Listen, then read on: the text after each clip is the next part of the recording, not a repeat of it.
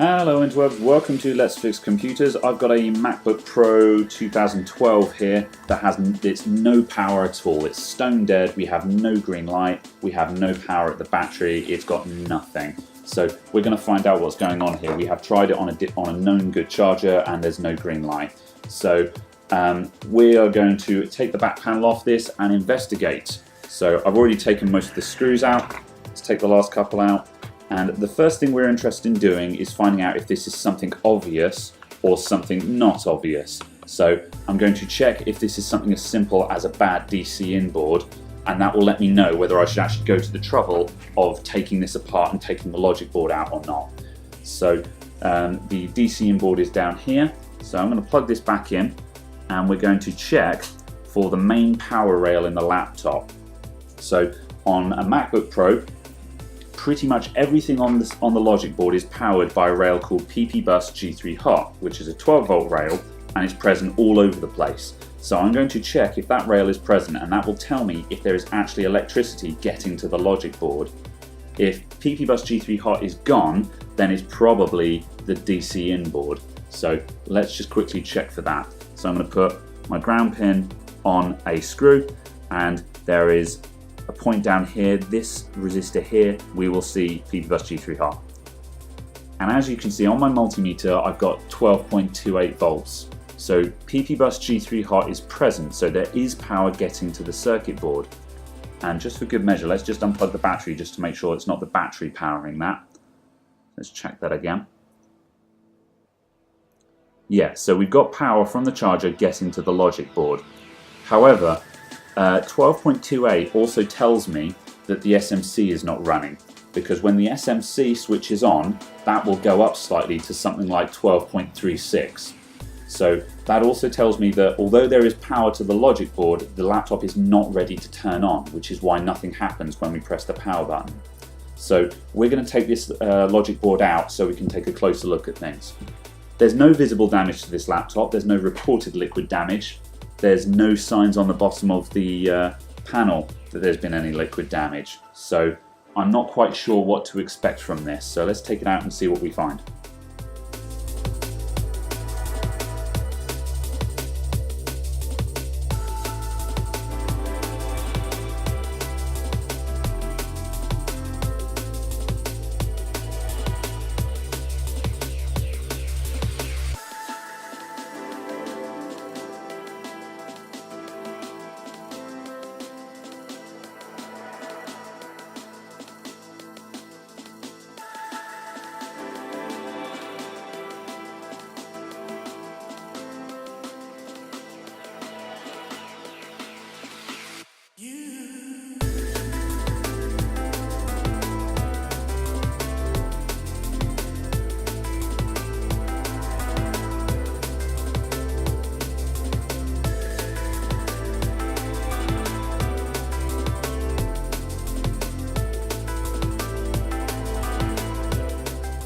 Ew, gross. What is that? I don't know. Last night's dinner. But it's going over there. Okay, right, so we've got our board out, we've done an inspection and it's grotty as fuck. I'm going to quickly just dust this down just so I can get a better look at it.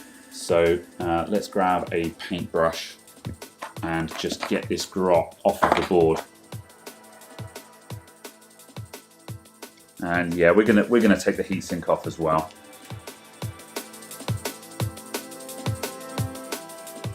Yeah, that dust. Heat has definitely been a problem in this laptop. Whether it's actually killed it or not is another thing entirely.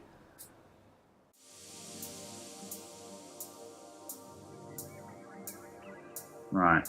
I'm going to keep my fan plugged in because the fan is the best indicator of when the board is actually turned on.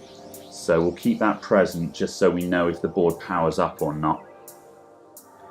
Okay, let's carry on dusting. Yeah, we've got a lot of grot around that area there. No idea what that is yet.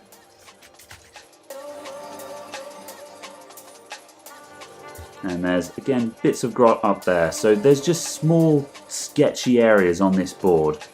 However, I seem to remember that this is an important area on this board. We'll find out what that is in a minute. In fact, I'm just going to find out what that is now, just in case this is something really obvious. So let's have a closer look at that. What are you? So let's look that up on the schematics. So we are on the other side of the board at the moment. So let's flip that and rotate it. So we are looking at this area down here. And we've got a small chip that is that. Okay, so what is that?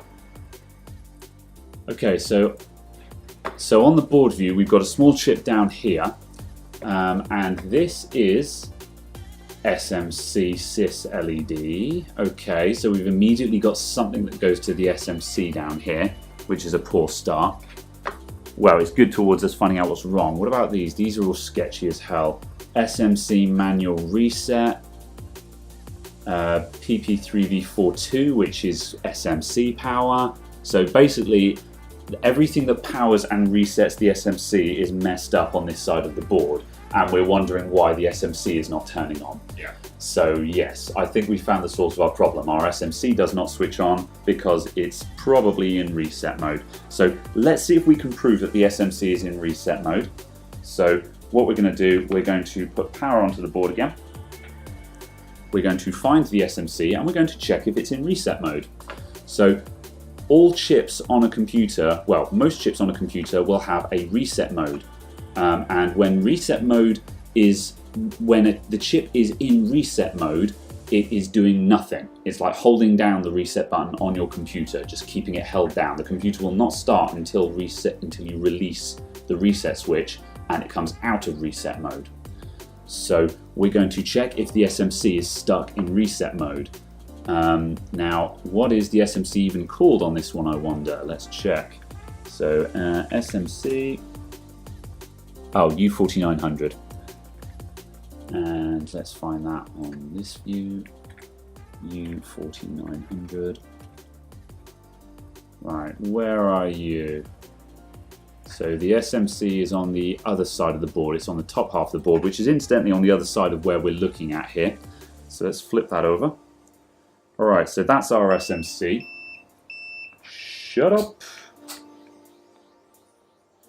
Okay, so here is our SMC. Let's find where the reset pin is. So I'm going to quickly scroll down the list of its connections on the side here, and we're looking for SMC reset. SMC L reset L, that might be it. SMC reset L, that's the one I want. So SMC reset L, so the low means low. So when this signal is low or otherwise not there, it is in reset mode. So we will find SMC reset at this fella here next to it. See, the actual pin is under the chip. We can't measure it from there, but we can measure it from these connections it has nearby. So the U5010 is next door, and we can measure it from there. I'm going to rotate this view around so it's the same orientation as the board. Okay, so this little fella here, so here's our SMC. This fella here next door to it handles the SMC reset signal. So right up in the corner, we're going to find the reset signal for that. So pin 5, we should find about 3.3 volts here.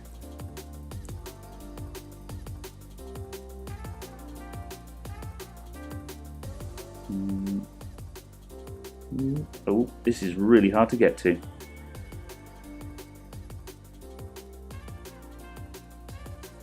Huh. The multimeter twitched, but I'm not actually seeing any power there. Is there an easier place to check this from? Where else does it connect to? You can also find it on pin 24 of the JTAG connector, which is very easy to read from. So that's the 4th pin from the bottom right of this fella here. So let's try that. Oh, I've got shaky hand. I don't need shaky hand right now. So 1, 2, 3, 4.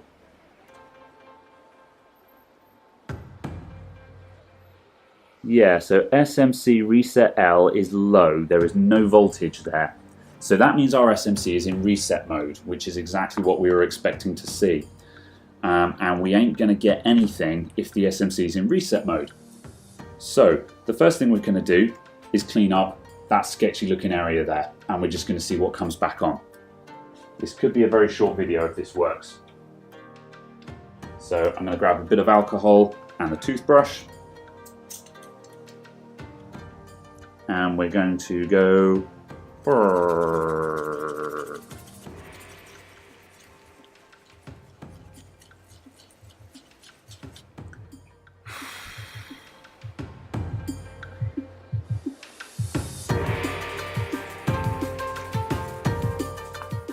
I wonder, is there actually a connection to SMC reset there? Yeah, see, SMC reset L does appear there. Can you just replace like the components, or do you have to look for the reason why they died? We can just replace the components. Yeah. However, the thing is, because there's so many things there. Well, there's two ways of doing it. Like, for example, it depends on what section you're working on, because there are the SMC reset system is fairly scattered around, and we kind of want to understand what part of it has failed so we know what part to replace. Right. However, there are other areas, like for example, if your backlight isn't working, there is a method that's known as the windshield wiper method, where you just wipe the entire backlight circuit off of the board and replace all of the backlight circuit. Okay. And you just go, I don't care what's failed, we're replacing the whole lot. Yeah. And that, when you're doing this en masse, that is a known technique where you don't do any diagnostics at all. Just no backlight, replace the backlight circuit. Yeah. And you just replace the controller chip, the diode, the coil, you just replace the whole lot. You just go, fuck you. And if you're doing this en masse, that's a lot faster than spending an hour finding out exactly which tiny little spec failed. However, certainly when practicing, it's much better to use your brain to go through it and find out which bit has failed and why it failed. Because that you'll learn a lot more from that, is the general consensus. However, that much being, well, we don't know which one of these was messed up. We just know that one of them was messed up, and as a result, we have no SMC reset. Right. So let's power that on. Bang! Look at that, green light, and it powers on. All right. Well, yeah, there we go. We're done. So, just for the sake, just for good measure, I'm just going to quickly put the heatsink back on, just so I don't burn out the CPU, and then we're going to measure SMC reset L again and demonstrate it that reset. Yeah, we're going to demonstrate it being present, just so you can see what we actually got back. This video is going to be really hard to edit into something coherent, but this was not really a board repair per se. Right. I mean, at the end of the day, this is we fixed it by cleaning the board. And this is why when you're doing liquid damage repair, to be honest, a very good place to start is just to clean the board. Yeah. But on the other hand though, we've proven why cleaning the board fixed it. Okay, so our board now powers on, and what we're going to do, I'm going to plug it back in. Now the board has powered on immediately, because that's what Apple boards do when they receive power from the mains only. And let's just see if let's just bring the multimeter into view. And now what I'm going to do, I'm going to measure SMC reset L, which is 1, 2, 3, it's there I think. And as you can see, we have 3.4 volts at SMC reset L. So SMC reset L is high because there is voltage there, which means the SMC is not in reset mode. And then finally, for good measure, if we measure PP bus G3 hot, we'll now find that it's now at 12.6 or 12.57 instead of 12.3, which tells us that the SMC is on and active, because when the SMC switches on, it bumps that voltage up slightly. I've no idea, I'm not sure why it bumps the voltage up slightly, it just does, it just tells it to go up a bit. So there we go. And now the fan's going into panic mode because there's nothing connected to the board. But yeah, right, we're done, we're reassembling. that was the capacitor that looked ropey, but looks like it still works well enough. However, we had corrosion on the board from like dust or some moisture or something like that on these components. And if SMC resets L, so if this resistor in this area, if this stuff was getting shorted to ground, because for example we've got a ground, all of these that start with GND are grounds basically. So if there is corrosion there that is shorting the voltage there to ground, SMC reset is getting pulled down. It's getting pulled to 0, which means it's low, which means the SMC goes into reset mode. Because the SMC has to be told to not be in reset mode, which is why it's a low signal. So when the signal is high, it is not in reset mode. So yeah, by cleaning up that area, we removed the short from the board, and now the board works. Bam! Easy. I wish they were all that easy.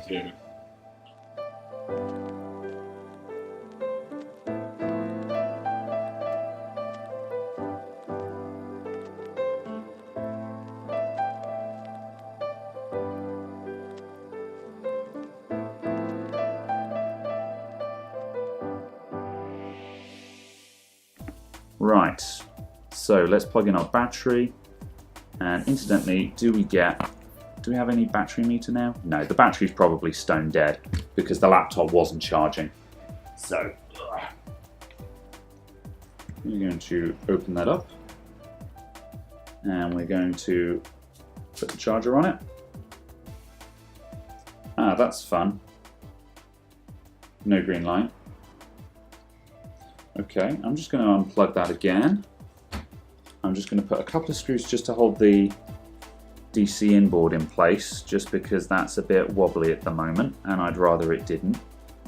And then we're going to unplug the battery again. You know, I think this thing has had a liquid spill on it, albeit like I think this had a really slight liquid spill, because also the area that we were working on is there right at the back of the laptop. It's sat in a puddle or something like that, and I think there's been very mild liquid damage to this, but it's dried out before coming in here, which is why I couldn't see it. So right, okay, so that's unplugged. Let's check if we've got our green light.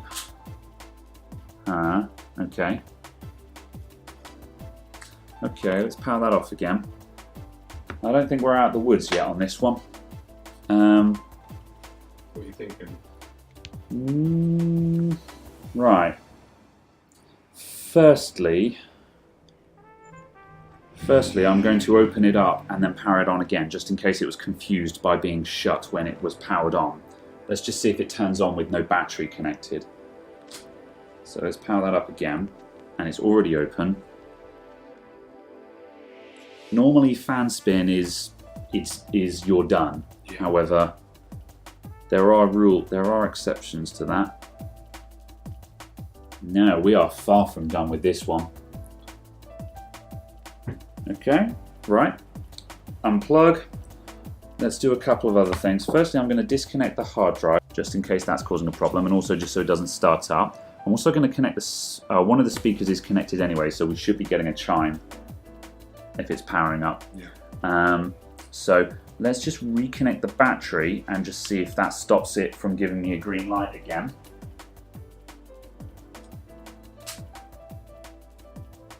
No, that's fine, so that didn't mean anything. Okay. Now I've connected the speakers, we're getting boops. I'm not sure why the other speaker wasn't good, because the other speaker is on the other side of the board and connected directly to the board. So we should have heard this originally, but now I plugged in this other speaker, we're getting 3 beeps. That's a memory error, so we're going to reseat the memory. This thing might be simple after all. So let's pull the power and disconnect the battery and eject the RAM, which actually doesn't look like it's in properly. That bar isn't quite shut. And also I've just spotted the problem. Can you see that little green splot there? Oh yeah. That's corrosion. So we have corrosion on the memory. So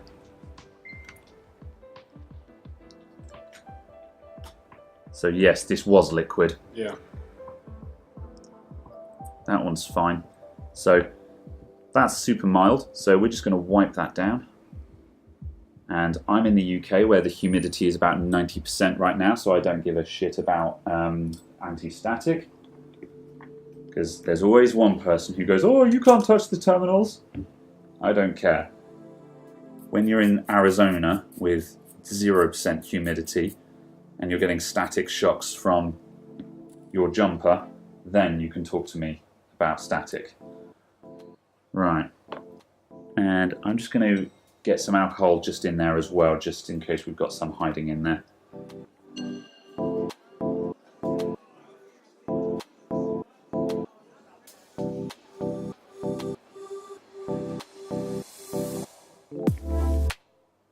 That'll probably still work.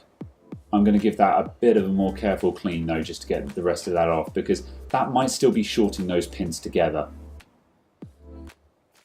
Let's see if you're going to power up for us now.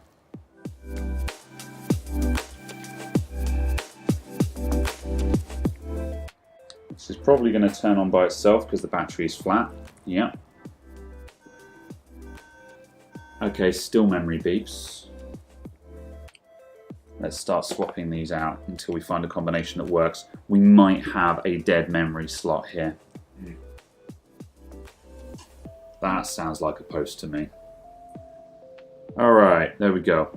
There's our question mark folder because the hard drive's disconnected. So, we've got a Duff memory module. Now, although I've cleaned this up, I can still see a faint stain on those pins. I'm going to have one more bash at cleaning that, and then we're going to give up with that module. There we go. So you can still see, even though I've toothbrushed that twice now. So what I'm going to do, I'm going to use a Stanley blade to just cut down or just scrape between those pins.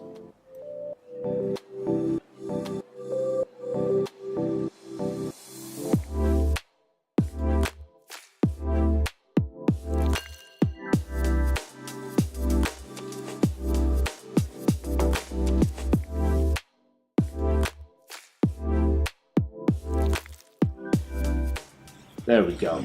There's no visible shorts there. Let's try that module again.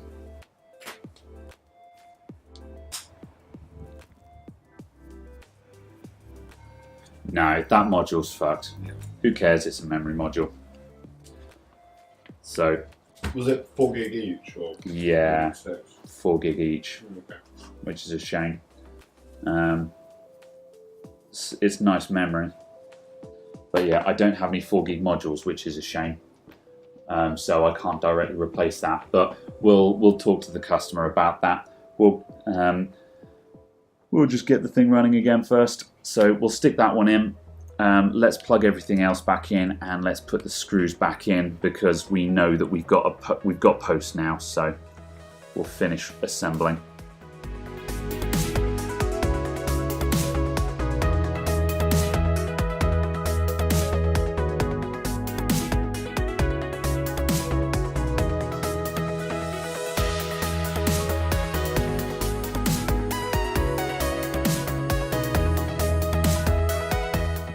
Alright, so there we have it, one working laptop. So the customer's going to need a new memory module if he wants 8 gigs of RAM back, because that thing's knackered. However, past that, he's got a lucky escape from this, I think. Thank you very much for watching, everyone. I will see you all next time. Goodbye for now.